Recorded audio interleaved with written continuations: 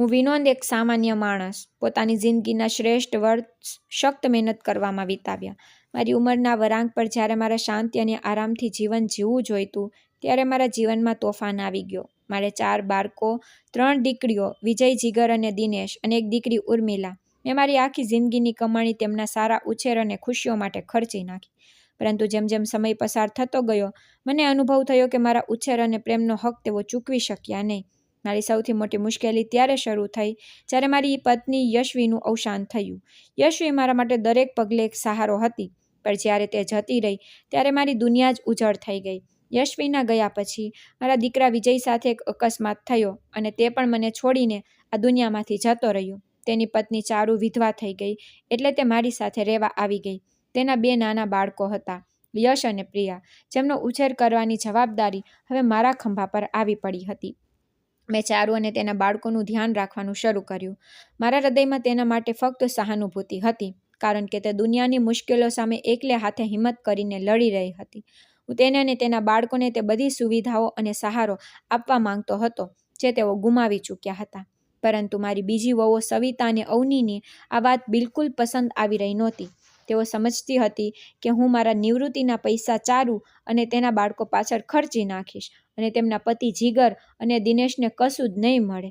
તેમની નજર ચારુ પર જ રહેતી હતી અને તે અશક્ય હોય તેટલી રીતે તેના માટે મુશ્કેલીઓ ઊભી કરવાનો પ્રયાસ કરતી હતી. ચારુ, જે પહેલાંથી જ પોતાના દુઃખોમાં ડૂબેલી હતી, તેમની વાતો અને વર્તનથી વધુ દુઃખી થઈ જતી. યશવીના મૃત્યુ પછી ચારુ મારો ખાસ ધ્યાન રાખવા લાગી. તે મારા ખાવા પીવાથી લઈને દવાઓ સુધી દરેક વસ્તુનું ધ્યાન રાખતી હતી. તેની દેખરેખમાં એક દીકરી જેવો અહેસાસ હતો અને તેને ધીમે ધીમે મારા હૃદયમાં પોતાના માટે ખાસ જગ્યા બનાવી લીધી હતી. હું તેના બાળકો માટે રમકડાં અને કપડાં ખરીદી લાવતો, જેનાથી તેઓ ખૂબ ખુશ થતા, પણ ઘરના બાકીના લોકોને મારું આ બધું કરવું પસંદ નહોતું. મારી બીજી વહુઓ અવારનવાર એવો ઉલ્લેખ કરતી કે હું મારી બધી મૂડી ચારુ અને તેના બાળકો પાછળ શા માટે ખર્ચી રહ્યો છું. શું તે લોકો માટે તેમાંથી કોઈ નહીં બચે? મેં તેમને ઘણીવાર સમજાવવાનો પ્રયાસ કર્યો હતો કે આવું નથી, પરંતુ વહુએ મારા દીકરાઓને પણ મારા વિરુદ્ધ ઉશ્કેર્યા હતા. જીગર અને દિનેશ મારાથી દૂર થતા જતા હતા અને તેઓ મારા પર શંકા કરવા લાગ્યા હતા. તે શંકા જે તેમની પત્નીઓએ તેમના મગજમાં નાખી હતી.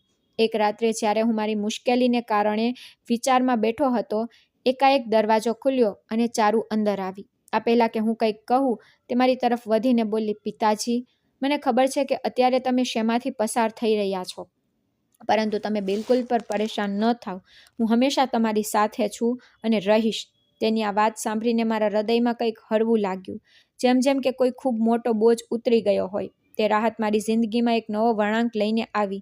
ચારુએ મને યાદ અપાવ્યું કે હજુ જિંદગી ખતમ નથી થઈ અને હજુ તો ઘણું બધું બાકી છે, જેના માટે આપણે જીવવાનું છે. ચારુનું મારા ઘરમાં રહેવું મારા દીકરાઓ માટે હંમેશા એક બહુ મોટો મુદ્દો બનતો જતો હતો. જીગર અને દિનેશને ચારુથી વિચિત્ર દુશ્મની થઈ ગઈ હતી. તેઓ તેના દરેક કામમાં ખામીઓ કાઢતા, તેના બાળકોને ખીજવતા અને અવારનવાર તેની વિરુદ્ધ વાતો કરતા. એક દિવસ હું ઘરના આંગણામાં બેઠો હતો ત્યારે મેં મારા દીકરાઓને ધીમે ધીમે વાતો કરતા સાંભળ્યા. તેઓ પ્લાન બનાવી રહ્યા હતા કે કઈ રીતે ચારુને આ ઘરમાંથી કાઢી મૂકવામાં આવે. જીગર, જે હંમેશા જલ્દી ગુસ્સે થઈ જતો હતો, બોલ્યો, આપણે આ સ્ત્રીને જલ્દીથી જલ્દી અહીંથી કાઢવી પડશે. પિતાજીના બધા પૈસા આના પર જ ખર્ચ થઈ રહ્યા છે અને તેના બાળકો મચાથી રહ્યા છે. જો આપણે કંઈ પણ નહીં કરીએ તો પછી આપણો હિસ્સો ક્યાંયનો નહીં રહે. દિનેશને પણ તેની હામાં હા મિલાવી અને બોલ્યો, સાચું કહી રહ્યો છે ભાઈ, જો આ સ્ત્રી અહીં રહી તો પિતાજી આપણને કંઈ આપશે જ નહીં. એટલા માટે આપણે જલ્દીથી જલ્દી તેને આ ઘરમાંથી કાઢવાનો રસ્તો શોધવો પડશે. દિનેશ, જે સૌથી મોટો અને અવારનવાર ખૂબ જ સમજદાર સમજતો હતો, કહેવા લાગ્યો, આપણે કોઈ એવું બહાનું બનાવવું પડશે જેનાથી ચારુ પોતે જ આ ઘર છોડવા માટે મજબૂર થઈ જાય. આ બધી વાતો સાંભળીને મારું મન બેસી ગયું. મારા પોતાના જ દીકરાઓ મારી વિરુદ્ધ ષડયંત્ર રચી રહ્યા હતા અને તેનું કારણ હતી તે બિચારી વિધવા છોકરી જે પોતે એટલી મુશ્કેલીમાં હતી.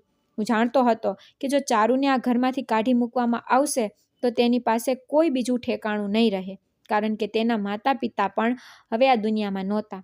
તે મારા સ્વર્ગીય દીકરાની એકમાત્ર નિશાની હતી. મેં ચારુ માટે દરેક શક્ય પગલું ભરવાનું નક્કી કર્યું. મેં મારા દીકરાઓને મારા રૂમમાં બોલાવ્યા અને તેમની સાથે ખુલીને વાત કરી. કે તમે લોકો શું વિચારો છો કે આ બધાથી તમને શું મળશે? જીગરે ગુસ્સામાં જવાબ આપ્યો, પિતાજી, તમને અમારી કોઈ ચિંતા નથી. તમારું બધું ધ્યાન તો ચારુ અને તેના બાળકો પર છે. છેવટે અમારે પણ અમારી જિંદગી સારી રીતે પસાર કરવી છે. જો બધી રકમ ચારુ પર જ ખર્ચ થઈ ગઈ તો પછી અમારી પાસે શું બચશે? મેં જીગરની આંખોમાં જોયું અને કહ્યું, તમે લોકોને આ વાત સમજવી જોઈએ કે ચારુનું આ દુનિયામાં કોઈ નથી. જો હું તેનું ધ્યાન નહીં રાખું તો તે બિચારી ક્યાં જશે? તમે લોકો જ જે તેના અને તેના બાળકો સાથે કરી રહ્યા છો તે ખૂબ જ ખોટું છે.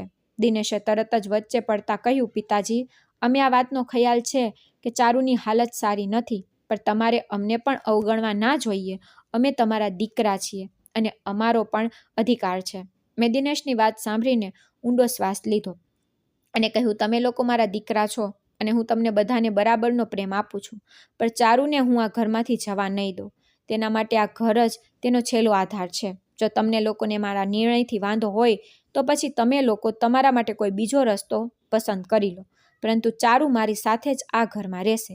મારા નિર્ણય પર ઘરનું વાતાવરણ વધુ તણાવથી ભરાઈ ગયું. દીકરાઓ અને વહુઓના ચહેરા પર નારાજગી હવે સ્પષ્ટ દેખાવા લાગી. દરરોજ ઘરમાં કોઈને કોઈ વાતને લઈને કોઈને કોઈ કલ કે ઝઘડો થતો રહેતો હતો. ક્યારેક ખાવાના ટેબલ પર નાની મોટી વાતો પર કટાક્ષ થતો, તો ક્યારેક કોઈ બહાને ચારુને નીચી દેખાડવાનો પ્રયાસ કરવામાં આવતો. ચારુ પણ આ વાતાવરણમાં હવે હદથી વધારે માનસિક દબાણનો શિકાર બની રહી હતી. તે પોતાના બાળકો તરફ જોતી અને પછી મારી તરફ, અને તેની આંખોમાં એક અજાણ્યો ભય એ દેખાવા લાગતો. પણ મેં તેના અને તેના બાળકો માટે પોતાને જે વચન આપ્યું હતું તેને પૂરું કરવાનું મેં નક્કી કરી લીધું હતું.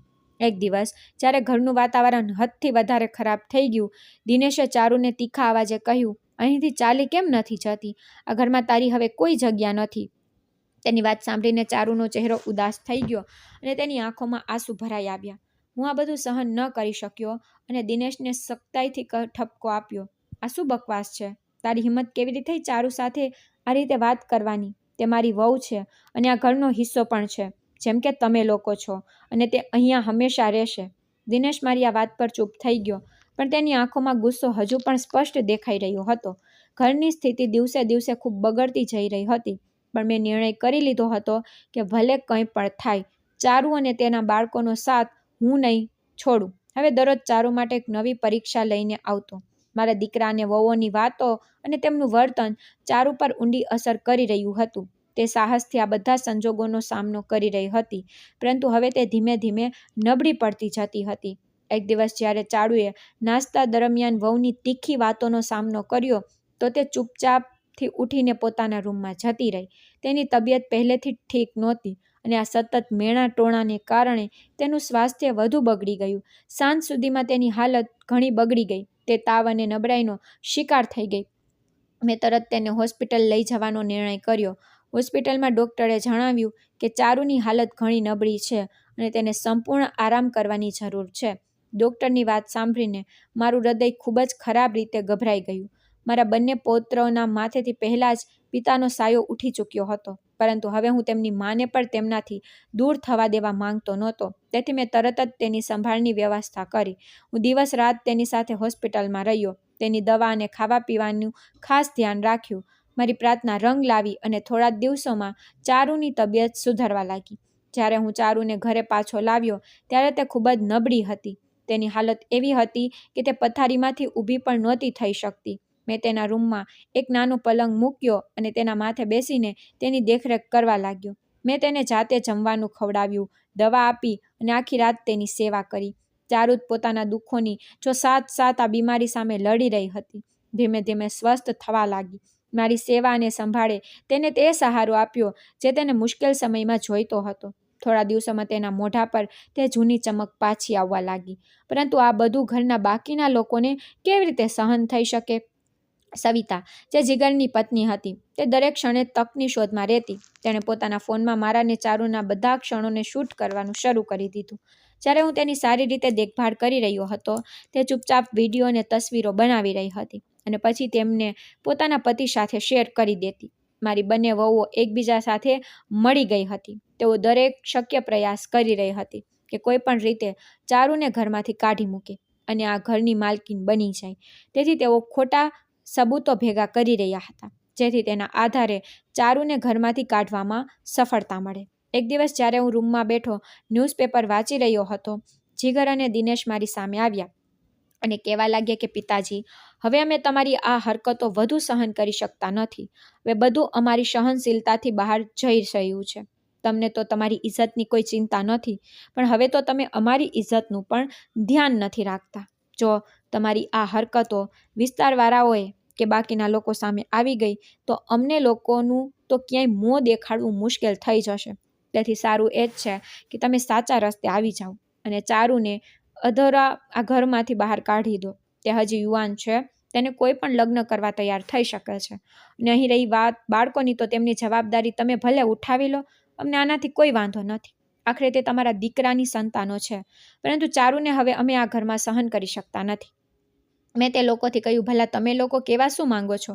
જે પણ વાત છે સ્પષ્ટ કહો, કારણ કે મને કંઈક સમજાતું નહોતું કે તેઓ શું કહેવા માંગે છે. આ પછી દિનેશે પોતાનો મોબાઈલ કાઢ્યો અને મને તે તસવીરો બતાવી, જે ચોરી છીપે લેવામાં આવી હતી. જ્યારે હું ચારુને દવા પીવડાવી રહ્યો હતો અને તેના માથાને દબાવી રહ્યો હતો, કારણ કે તે સમયે તેને મારી ઘણી વધારે જરૂર હતી. જોકે બનવું તો એવું જોઈતું હતું કે તેની રેણાણી અને જેઠાણીને તેનું ધ્યાન રાખવું પડે, પરંતુ તેના બદલે તે લોકોએ અમારી તસવીરો ખેંચી અને આટલો મોટો તમાશો બનાવી દીધો. તેમની વાતો સાંભળીને મારા હોશ ઉડી ગયા. મારા પોતાના દીકરા, જેમને મેં મારી મહેનત અને કમાણીથી ઉછેરીને મોટા કર્યા, આજે તેઓ જ મારી વિરુદ્ધ ઊભા હતા. મેં એક ક્ષણ માટે શાંતિ ધારણ કરી લીધી, પણ પછી મારી આંખોમાં ગુસ્સાની ચિંગારી ચમકવા લાગી. તમે લોકોને શરમ નથી આવતી? મેં ગુસ્સેથી કહ્યું. મારા ઉછેર, મારા પ્રેમનો આ બદલો આપ્યો? મેં તમને શું નથી આપ્યું? અને હવે તમે મારા પર આરોપ લગાવી રહ્યા છો કે મારા ને ચારુની વચ્ચે કંઈક ખોટું છે. જીગરે કટાક્ષ કરતા કહ્યું, પિતાજી, અમે બસ એ જ બતાવી રહ્યા છીએ જે સાચું છે. મારા હૃદયમાં દુઃખ અને ગુસ્સો બંને એક સાથે ઉભરી રહ્યા હતા. મેં નિર્ણય કરી રહ્યો હતો કે હું તેમના સામે હાર નહીં માનું. તમે લોકો આ વિડીયોમાં જ્યાં ઈચ્છો ત્યાં બતાવો. હું મારી ઇજ્જત અને સચ્ચાઈ માટે ઊભો રહીશ. ચારુ આ ઘરનો હિસ્સો છે અને હું તેનો સાથ ક્યારેય નહીં છોડું. મારા આ સખ્ત જવાબ પર જીગર અને દિનેશના ચહેરા પર નારાજગી અને નિરાશા દેખાઈ. તેઓ સમજી ગયા કે હું તેમના દબાણમાં નહીં આવું, પરંતુ હું જાણતો હતો કે મામલો અહીં પૂરો નહીં થાય અને મને મારે હજુ વધુ મુશ્કેલીઓનો સામનો કરવો પડશે. ચારુ જે હવે સાચી થઈ ગઈ હતી, તેને પણ ખ્યાલ નહોતો કે મારા દીકરાઓએ શું યોજના બનાવી રાખી છે. ઘરનું વાતાવરણ હવે વધુ તણાવપૂર્ણ બની ગયું હતું, પણ મેં નક્કી કરી લીધું હતું કે ચારુને કોઈ પણ ભોગે આ ઘરમાં રહેવા દઈશ. ભલે તણાવ અને ટેન્શન બની રહેતું હતું, પણ ચારુ સાથે જે થઈ રહ્યું હતું તે મારા માટે સૌથી વધુ પીડાદાયક હતું. તેનો પતિ, જે તેનો એકમાત્ર સહારો હતો, તે હાથમાંથી નીકળી ગયો હતો. આ અકસ્માતે ચારુની જિંદગીને ઉથલપાથલ કરી નાખી. હવે તે એકલી અને બેસહારા હતી. પોતાના બાળકો સાથે એક એવા ઘરમાં હતી જ્યાં તેની કદર કરનાર કોઈ નહોતું. અકસ્માત પછીથી ચારુની દેરાણી અને જેઠાણી તેની સાથે ખૂબ જ ખરાબ વર્તન કરી રહી હતી. તેઓ હંમેશા એવું દર્શાવતી કે તે આ ઘર પર બોજ છે અને જો તે અહીંથી જતી રહે તો બધા માટે સારું રહેશે. પરંતુ ચારુને એ વાત સમજાતી નહોતી કે આખરે તેની સાથે આવું વર્તન શા માટે થઈ રહ્યું છે. એક દિવસ જ્યારે હું ઘરે પાછો આવ્યો તો ચારુના રૂમમાંથી રડવાનો અવાજ આવી રહ્યો હતો. હું અંદર ગયો તો જોયું કે તેના હાથમાં પોતાના પતિની એક તસવીર હતી અને તે આંસુઓથી ભીંજાઈ ગઈ હતી. મેં તેને પૂછ્યું, શું થયું દીકરી, કેમ રડી રહી છો? ચારુએ કરુણ દ્રષ્ટિથી મને જોયું અને કહ્યું, પિતાજી, મને તો એવું લાગે છે કે આ અકસ્માત કોઈ અકસ્માત નહોતો. તેની વાત સાંભળીને મારું હૃદય ધ્રુજી ઉઠ્યું. આ શું તું કહી રહી છું? મેં પૂછ્યું તો તે કહેવા લાગી, મને ખબર નથી કેમ, પણ મારા મનમાં એક વિચિત્ર ખ્યાલ આવી રહ્યો છે કે આ બધા પાછળ ચોક્કસ કોઈ ષડયંત્ર હતું. બીજા મને હંમેશા કહેતા કે તમને ખૂબ પ્રેમ કરે છે, પરંતુ જેમના છેલ્લા દિવસોમાં તે ખૂબ પરેશાન રહેતા હતા, જેમ કે તે કોઈના દબાણમાં હોય. મેં ચારુને દિલાસો આપ્યો અને કહ્યું, દીકરી, આ બધું તારો ભ્રમ છે. વિજયનું મૃત્યુ એક અકસ્માત હતું અને તેમાં કોઈની ષડયંત્ર ન હોઈ શકે. પરંતુ પછી મારા હૃદયમાં પણ શંકાની લહેર ઉઠવા લાગી હતી. સમય પસાર થતો ગયો, પણ ચારુ સાથે મારી બાકીની વહુઓનું વર્તન વધુ ખરાબ થઈ ગયું હતું. તેઓ તેને દરરોજ મેણા ટોણા મારતી અને તેને ઘરથી કાઢી મૂકવાની વાતો કરતી. પરંતુ આ બધા પાછળ એક વધુ ભયાનક યોજના હતી, જેનો અંદાજો કોઈને નહોતો. ચારુ સાથે મારી બાકીની વહુનો ઉદ્દેશ્ય ફક્ત એટલો જ હતો કે તેને ઘરમાંથી કાઢીને આ ઘરની મિલકત અને મારા નિવૃત્તિની રકમ પર કબજો કરી શકે. તેઓ જાણતી હતી કે જો ચારુ અહીં રહી તો તેમના યોજનામાં અવરોધ બની જશે. તેથી તેમણે પોતાના પતિઓ સાથે મળીને એક ષડયંત્ર રચ્યું હતું. ચારુના પતિનો તે અકસ્માત એક સામાન્ય દુર્ઘટના નહોતી, તે વિચારીને કરાયેલું ષડયંત્ર હતું. તેથી ચારુ લાચાર થઈને આ ઘર છોડી દે, પરંતુ ચારુની નિષ્પાપતા અને સાદગીએ તેને હજુ સુધી આ ઊંડી ષડયંત્રનો અનુભવ થવા દીધો નહોતો. એક રાત્રે જ્યારે બધા સૂઈ રહ્યા હતા, અવની અને દિનેશ એકબીજા સાથે વાત કરી રહ્યા હતા. અવનીએ દિનેશને કહ્યું, આપણી પહેલી ષડયંત્ર સફળ થઈ ચૂકી છે, પણ હવે આપણે ખૂબ જ સાવધાનીથી કામ લેવું પડશે. જો ચારુને જરા પર શંકા ગઈ તો તે આપણા વિરુદ્ધ થઈ શકે છે. આપણે તેને કોઈ પણ રીતે ઘરમાંથી કાઢવાની છે અને તે પછી પિતાજીની બધી મિલકત અને નિવૃત્તિની રકમ આપણી હશે. દિનેશે માથું હલાવીને કહ્યું કે હા, પણ આપણે આ બધું ખૂબ જ સાવચેતીથી કરવું પડશે. કોઈ પણ ઉતાવળ કરવી ન જોઈએ. હું આ બધી વાતોને સહન અને અવગણી રહ્યો હતો, પણ ચારુ માટે આ બધું હવે સહનશીલતાની બહાર થઈ ચૂક્યું હતું. એક દિવસ જ્યારે હું ઘરે આવ્યો તો ચારુ મારી સામે આવી. તેની આંખોમાં વિચિત્ર થાક હતો. તેને કહ્યું, પિતાજી, હું આ ઘરમાં વધુ રહી શકતી નથી. મને દરરોજ મેણા મરે છે, રોજ દુઃખ પહોંચાડવામાં આવે છે. મેં નક્કી કર્યું છે કે હું નોકરી કરીશ અને મારા બાળકોનું પેટ પોતે ભરીશ, કોઈના દયા પર આધાર રાખ્યા વગર. તેથી હવે તમે અમને આ ઘરમાંથી જવા દો. તેની વાત સાંભળીને મારું હૃદય જાણે ફાટી ગયું. મારા માટે આ સાંભળવું ખૂબ મુશ્કેલ હતું કે મારી વહુ, જે મારી પોતાની દીકરી જેવી હતી, આ ઘર છોડવાની વાત કરી રહી હતી. મેં કહ્યું, દીકરી, તારે ક્યાંય જવાની જરૂર નથી. આ ઘર તારું છે અને હંમેશા રહેશે.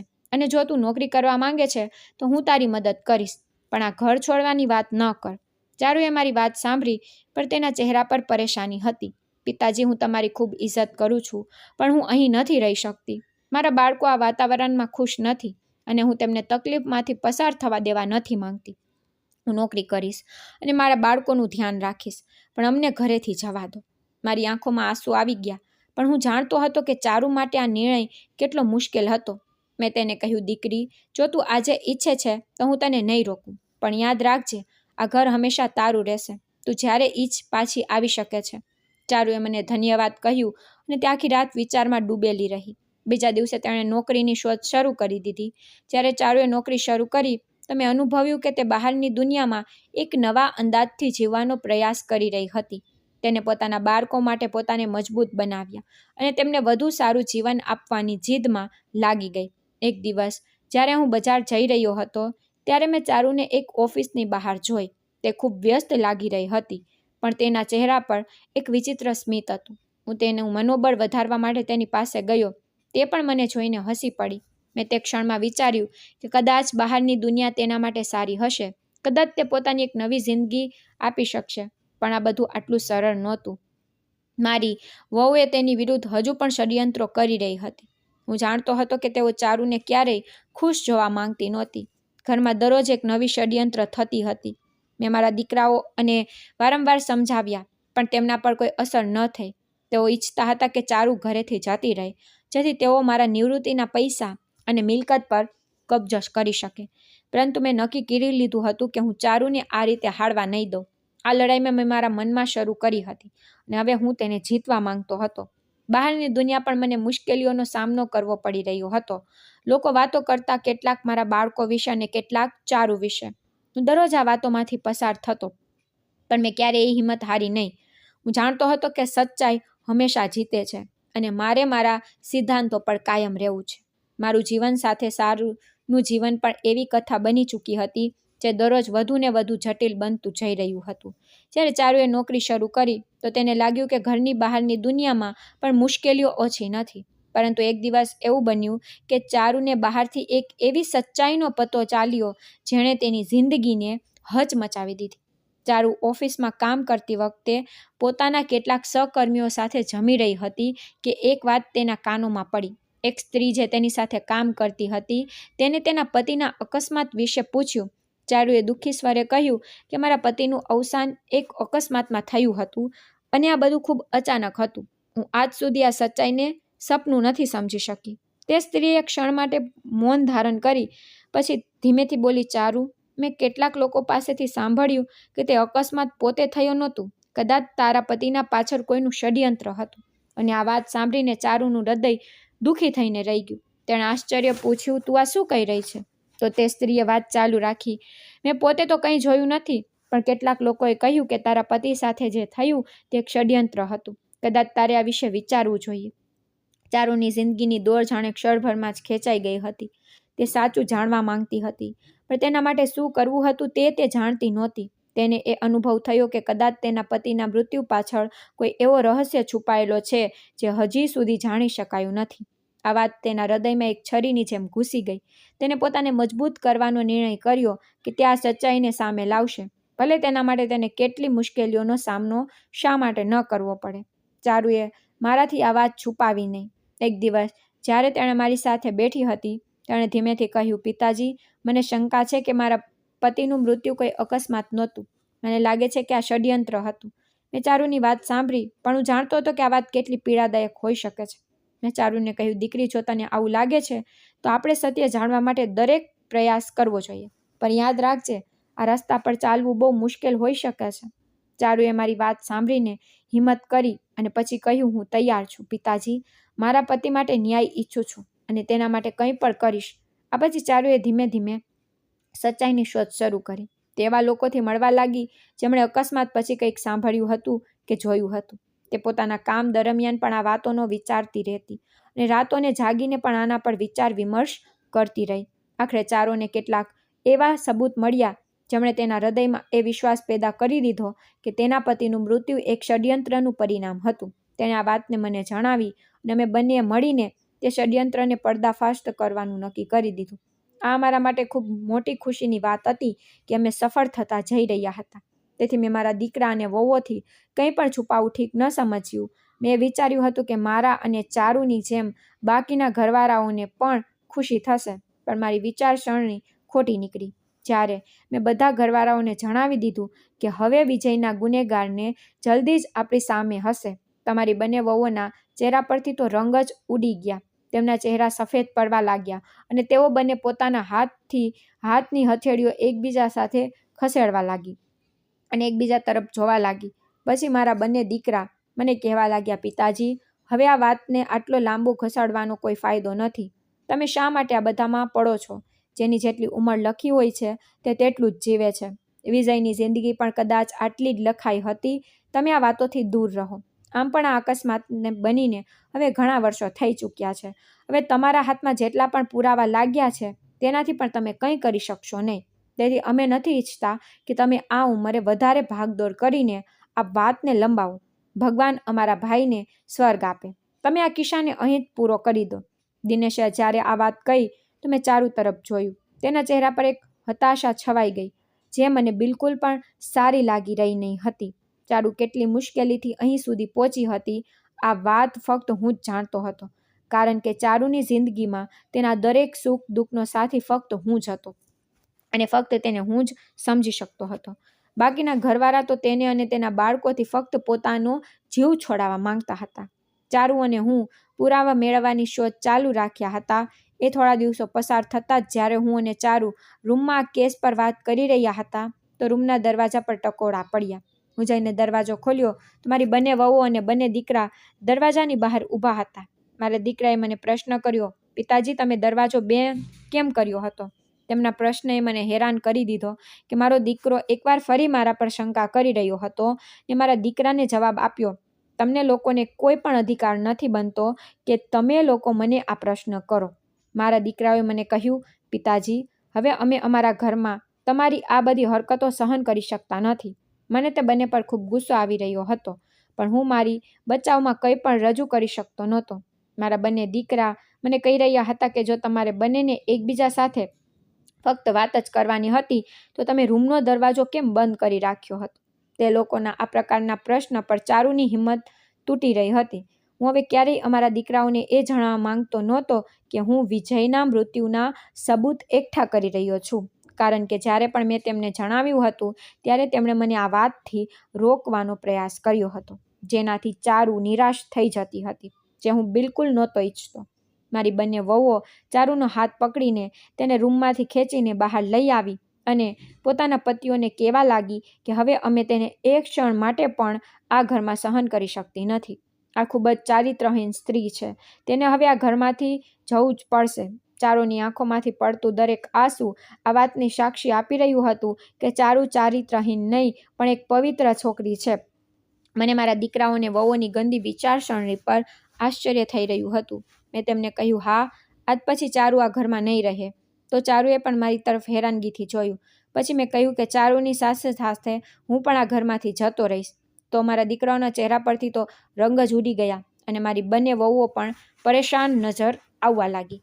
મેં ચારુના માથા પર હાથ ફેરવ્યો અને પછી તેના બાળકોને ઉચક્યા. અમે ઘરેથી જરૂરિયાતનો કોઈ પણ સામાન ન લીધો અને અમે એ જ ઘરથી નીકળી પડ્યા. મને ખબર હતી કે મારા દીકરાઓ મારી જ કમાણી ખાય છે, એટલે મારા વગર તેઓ બિલકુલ પણ નહીં રહી શકે અને પોતે જ મારી પાસે માફી માંગવા આવી જશે. ચારુએ મને ખૂબ રોકીને સમજાવ્યો, પિતાજી, તમે તમારા ઘરને છોડીને ન જાઓ. મને ખૂબ તકલીફ થઈ રહી છે કે મારા કારણે તમારા પર આવો આરોપો લાગ્યા. તમારી જિંદગીને મેં ખૂબ મુશ્કેલીમાં મૂકી દીધી છે. તમે મને જવા દો અને પોતે પાછા ઘરે ચાલ્યા જાઓ. પણ હું મારા કર્તવ્યથી કેવી રીતે બચી શકતો હતો?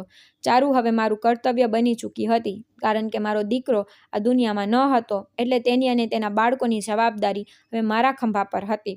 હું મારી આખી જિંદગી દરેક જવાબદારી નિભાવતો આવ્યો હતો, તો પછી આ જવાબદારીથી કેવી રીતે પાછળ હટી શકતો હતો? જ્યારે ચારુનો આ દુનિયામાં હવે હું જ એકમાત્ર આધાર હતો.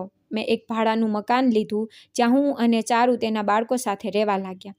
થોડા જ દિવસો પસાર થયા હતા કે જીગર અને દિનેશ બંને મારી પાસે માફી માંગવા આવી ગયા. હું સારી રીતે સમજતો હતો કે તેઓ શા માટે માફી માંગવા આવ્યા હતા. તેમને મારાથી નહીં પણ મારા પૈસાથી પ્રેમ હતો. હું તેમનો બાપ હતો, પણ તેમણે પોતાની પત્નીઓના કહેવા પર મારા પર જે ગંદા આરોપો લગાવ્યા હતા તેવા હું ક્યારેય ભૂલી શકતો નથી. તેમણે મને ખૂબ ખરાબ રીતે અપમાનિત કર્યો અને આ પણ ક્યારેય ભૂલી શકતો નથી. તેમણે મને ખૂબ ખરાબ રીતે અપમાનિત કર્યો અને આ પણ હું ક્યારેય ભૂલાવી શકાય તેમ નહોતું. મને ખબર હતું કે તેમના પાસે હવે ખાવા પીવા સુધીનું કંઈ બચ્યું નહોતું, એટલે જ તેઓ મારી પાસે પાછા ફર્યા હતા. તેઓ મારા પૈસાને ક્યારેય પોતાના હાથમાંથી જવા દેવા નહોતા માંગતા, એટલે તેમણે એક અઠવાડિયું પણ ન લગાવ્યું અને આવીને મારી પાસે માફી માંગવા લાગ્યા. પણ મેં પણ વિચારી લીધું હતું કે આ વખતે હું તેમના સાથે પાછો નહીં જાઉં. ચારુએ મને સમજાવ્યું, પિતાજી, તમે તમારા દીકરાઓ પાસે પાછા ચાલ્યા જાઓ. હું આ ઘરમાં એકરી રહી લઈશ. પણ હું ચારુની આ વાત માની શકતો નહોતો. મેં મારા દીકરાઓને પાછા મોકલી દીધા. એક દિવસ બાળકોને સ્કૂલે મૂક્યા પછી હું અને ચારુ ઘરની જરૂરિયાતનો સામાન લેવા બજાર જઈ રહ્યા હતા. ત્યારે મને તે ચોકીદાર દેખાયો જે વિજયની ઓફિસની બહાર નોકરી કરતો હતો. તેણે ખબર અંતર પૂછ્યા પછી ચારુ તરફ જોઈને કહ્યું, ચારુની વિધવા હાલત જોઈને મને ખૂબ દુઃખ થાય છે. તેમની સાથે ખૂબ મોટો અન્યાય થયો છે. પછી તે મને કહેવા લાગ્યો કે વિનોદભાઈ સાહેબ, તમે ખૂબ મોટી ભૂલ કરી દીધી. વિજયના દોષીને સજા અપાવવા માટે તમે જરા પણ પ્રયત્ન ન કર્યો. તેઓ તો આ શહેરના કુખ્યાત ગુંડા હતા, જે થોડા પૈસા માટે કંઈ પણ કરી શકતા હતા. તો તમે તેમને પોલીસ સ્ટેશન લઈ જાઓ તો તેઓ તરત જ ગુનો સ્વીકારી લેત અને તમને તે માણસ સુધી પણ પહોંચાડી દેત જેને આ બધું કરાવ્યું હતું. પરંતુ તમે બધું અકસ્માત માનીને ચૂપ રહી ગયા. આ એક અકસ્માત નહોતો. મેં તેની બધી વાતો સાંભળીને કહ્યું, તે વખતે તમે ચૂપ કેમ હતા? હવે જો જરા પણ કોઈ પુરાવો મરી ગયો અને મને ખબર પડી ગઈ કે આ બધું કોરે કરાવ્યું, તો હું તેને ક્યારેય માફ નહીં કરું. હું તેને જરૂર સજા અપાવીશ. જેણે ચારુ અને તેના બાળકોની જિંદગી બરબાદ કરી દીધી, જેણે મારા વૃદ્ધાવસ્થાનો આધાર મારાથી છીનવી દીધો. હવે મને સમજાઈ ગયું છે કે વિજયનું મૃત્યુ એક અકસ્માત નહીં, પણ એ એક વિચારપૂર્વક રચાયેલું ષડયંત્ર હતું. મેં ચોકીદારને પૂછ્યું, તમે તે સત્ય ત્યાં જ નોકરી કરતા હતા ને શું તમે મારી કંઈક મદદ કરી શકો છો? ચોકીદારે કહ્યું, વિનોદ સાહેબ, હું તો વિજય સાહેબ તેમના મૃત્યુ પછી તે નોકરી છોડી ચૂક્યો છું. તેમના પછી મારું ત્યાં મન નહોતું લાગતું. ફરી પાસે કોઈ મજબૂત પુરાવા તો નથી, પણ હા, ઓફિસના સીસીટીવી કેમેરાની કેટલીક વિડીયો છે જે તે દિવસોની છે જ્યારે વિજય સાહેબનું મૃત્યુ થયું હતું. જો તમે ઈચ્છો તો હું તમને તે આપી શકું છું. મેં કહ્યું, હા, જરૂર આપો. હોઈ શકે છે કે તેમાં કંઈક પુરાવા મળી જાય. બીજા દિવસે તે ચોકીદાર મારા ઘરે આવ્યો અને મારા હાથમાં એક પેન ડ્રાઈવ આપીને જેમાં બધી રેકોર્ડિંગ હાજર હતી. મેં તે પેનડ્રાઈવ ચારુના લેપટોપમાં ચલાવી. જેવી વિડીયો ચાલી, વિજયનો ચહેરો સ્ક્રીન પર દેખાયો. તેને જોઈને હું મારી જાતને રોકી ન શક્યો અને મારી આંખોમાંથી આંસુ વહેવા લાગ્યા. મારો દીકરો વિડીયોમાં હલનચલન કરતો હસતા હસતા લોકો સાથે વાતો કરી રહ્યો હતો. વિજય હંમેશા હસીને જ વાતો કરતો હતો. તેના ચહેરા પર મેં ક્યારેય ગુસ્સો કે નારાજગી જોઈ નહોતી. ચારુએ મારા ખંભા પર હાથ રાખીને મને દિલાસો આપ્યો. તેને કહ્યું, પિતાજી, હવે આપણે વિજયના ગુનેગારોને શોધી જરૂર પહોંચીશું. આપણને ચોક્કસ ન્યાય મળશે. આપણે વિજયના ગુનેગારોને સજા આપવાની છે. મેં ચારુને કહ્યું, દીકરી, હું તો એક વૃદ્ધ માણસ છું. જો તારો સાથ ન હોત તો હું ક્યારેય આ જંગ લડી ન શકત. પછી એક વિડીયોમાં અમને દેખાયું કે કેટલાક લોકો વિજય સાથે વાત કરી રહ્યા હતા. તેઓ તેને છત પર લઈ જવા માટે કહી રહ્યા હતા. વિજયના ઓફિસની વીજળીના કેટલાક તારોમાં ખરાબી આવી ગઈ હતી, જેને બરાબર કરવા માટે વિજય પોતે કારીગરોને બોલાવ્યા હતા. વિજય જ્યારે છત પર ચડી ગયો ત્યારે જ કેટલાક બીજા લોકો આવ્યા અને વિજય વિશે પૂછવા લાગ્યા. અમને વિજય સાહેબે બોલાવ્યા છે વીજળી ઠીક કરવા માટે, પરંતુ વિજય તો પહેલેથી જ કેટલાક લોકો સાથે છત પર જઈ ચૂક્યો હતો. તો પછી આ કોણ હતા? કોઈએ વધારે ધ્યાન ના આપ્યું અને તેમને પણ છત પર મોકલી દીધા. જેવા તેઓ છત પર પહોંચ્યા, થોડીવાર પછી ચીસો પાડતા નીચે આવ્યા. છત પર વિજય સાહેબની લાશ પડી છે. આખા ઓફિસમાં હોબાળો મચી ગયો. વિજયની લાશને નીચે લાવવામાં આવી. ઓફિસના લોકોએ તપાસ કરી, જેનાથી જાણવા મળ્યું કે વિજયનું મૃત્યુ વીજળીનો કરંટ લાગવાને કારણે થયું હતું. બધાએ સ્વીકારી લીધું કે આ એક અકસ્માત હતું. હેરાનીની વાત તો એ હતી કે જે લોકો પહેલા વિજય સાથે છત પર ગયા હતા તે લોકો કોણ હતા અને ક્યાં ગયા તે જાણવાની કોઈએ કોશિશ ન કરી. આ વાત ત્યાં જ બેબાઈ ગઈ જ્યારે વિડીયોમાં તે લોકોના ચહેરા સ્પષ્ટ દેખાઈ રહ્યા હતા. મેં તે વિડીયો જઈને પોલીસ સામે રજૂ કરી દીધું. પોલીસે પોતે જ તે ગુનેગારોને પકડી લીધા, કારણ કે તેઓ શહેરના પ્રખ્યાત ગુનેગારો હતા, જેઓ અવારનવાર પકડાતા હતા અને પછી સજા પૂરી થયા પછી છૂટી જતા હતા, પણ પોતાની હરકતોથી બાદ નહોતા આવતા. તેમણે પોતાનો ગુનો સ્વીકારી લીધો અને જણાવી દીધું કે આ કામ તેમણે પૈસાના બદલામાં કર્યું. જ્યારે એ જાણવા મળ્યું કે તેમણે પૈસા કોણે આપ્યા તો મારા પગ નીચેથી જમીન ફસી ગઈ. તે પૈસા મારી બંને વહુઓએ આપ્યા હતા વિજયને મારવાના બદલામાં. મને વિશ્વાસ નહોતો આવતો કે મારી વહુઓ અમારી સાથે આટલી મોટી દુશ્મની કરી શકે છે. મેં આ બધી સચ્ચાઈ મારા બંને દીકરાઓ જીગર અને દિનેશને સંભળાવી. તેમણે પોતાની પત્નીઓને છૂટાછેડા આપવાનો નિર્ણય કર્યો. મેં બંને દીકરાઓને કહી દીધું કે તમે તમારી પત્નીઓને છૂટાછેડા આપો કે ના આપો, મને આ વાતથી કોઈ ફરક પડતો નથી, કારણ કે મારા તો તમારા લોકો સાથે હવે કોઈ પણ સંબંધ નથી. હું મારી આખી મિલકત, મારી નિવૃત્તિની રકમ બધું જ ચારુ અને તેના બાળકોના નામે કરી રહ્યો છું. આ સાંભળીને મારા દીકરાઓએ પણ મારા નિર્ણય પર કોઈ વાંધો ન ઉઠાવ્યો. તેઓ કહેવા લાગ્યા, પિતાજી, અત્યાર સુધી અમે અમારી પત્નીઓ પર આંખ બંધ કરીને વિશ્વાસ કરી રહ્યા હતા. અમે ક્યારેય સપનામાં પણ વિચારી શકતા નહોતા કે અમારી પત્નીઓ અમારા સગા ભાઈઓનો જીવ લઈ લેશે. જાણે અજાણે અમે અમારી પત્નીઓ સાથે સાથ આપતા રહ્યા. એટલા માટે તમારો નિર્ણય અમારા માટે બિલકુલ સાચો છે. હવે અમે અમારી પત્નીઓને તેમના ફરીની સજા કોઈ પણ ભોગે અપાવીશું અને અમારા ભાઈને ન્યાય અપાવીશું. તેઓ આગળ કહેવા લાગ્યા, પિતાજી, હવે અમને ના તો દોલત જોઈએ છે અને ના જ મિલકત. બસ તમે અમને છોડીને ના જાઓ અને હંમેશા અમારી સાથે રહો. કૃપા કરીને અમને માફ કરી દો. તેમણે ચારુથી પણ માફી માંગી અને કહ્યું કે અમારી પત્નીઓ અમને તમારી વિરુદ્ધ ભડકાવતી રહી, અમારા હૃદયમાં પૈસાનો લાલચ ભળતી રહી, તેઓ અમારા હૃદયમાં પિતાજી પ્રત્યે નફરત પેદા કરતી રહી. આ જ કારણથી અમે પિતાજીને અપમાનિત કરતા હતા અને તેમની કોઈ વાત માનતા નહોતા. કૃપા કરીને અમને માફ કરી દો અને અમારી સાથે ચાલીને પોતાના ઘરમાં રહો. જ્યારે મેં મારા દીકરાઓને પશ્ચાતાપની આગમાં સળગતા જોયા તો મેં પણ તેમને માફ કરી દીધા, કારણ કે આ સમયે તેઓ સંપૂર્ણપણે ખોટા નહોતા. તેઓ ફક્ત ભડકાવવામાં આવી ગયા હતા. જો તેમને આ વાતનો જરા પણ ખ્યાલ હોત કે તેમની પત્નીઓ તેમની સાથે કોઈ રમત રમી રહી છે અને કયો ગુનો કરવા જઈ રહી છે, તો તેઓ આ સમયે તેમનો સાથ ક્યારેય ન આપત. મને મારા દીકરાઓ ઉપર પૂરો વિશ્વાસ હતો કે ભલે તેમના મનમાં પૈસાનો કેટલો પણ લોભ હોય, પણ તેઓ એટલા નીચે નથી પડી શકતા કે તેમના પોતાના સગા ભાઈનો જીવ લઈને પોતાના ભડકાવવામાં આવીને તેઓ ફક્ત ધોકો ખાઈ ગયા હતા. વાસ્તવિકતા, સચ્ચાઈ તેમને નહોતી ખબર. એટલે મેં મારા દીકરાઓને માફ કરી દીધા. પછી પોલીસે મારી બંને વહુઓને પકડીને લઈ ગઈ અને અદાલતે બીજાના ગુનેગારોને સજા સંભળાવી. હું અને ચારુ હવે ખૂબ ખુશ હતા, કારણ કે અમને અમારા હેતુમાં સફળતા મળી ચૂકી હતી અને મારા સ્વર્ગીય દીકરાને ન્યાય મળ્યો હતો. ચારુના ચહેરા પર હવે દરેક વખતે એક શાંતિ નજર આવતી હતી, જે વિજયના ગુનેગારોને સજા અપાવ્યા પછી આવી હતી. ચારુ અને તેના બાળકોને જોઈને હવે હું પણ ખૂબ ખુશ હતો. તો મિત્રો, આજની વાર્તા તમને કેવી લાગી? લાઈક કોમેન્ટ કરીને જરૂરથી જણાવજો. વિડીયોમાં વધુમાં વધુ શેર પણ કરજો અને જો ચેનલ પર નવા છો તો ચેનલને સબસ્ક્રાઈબ કરો.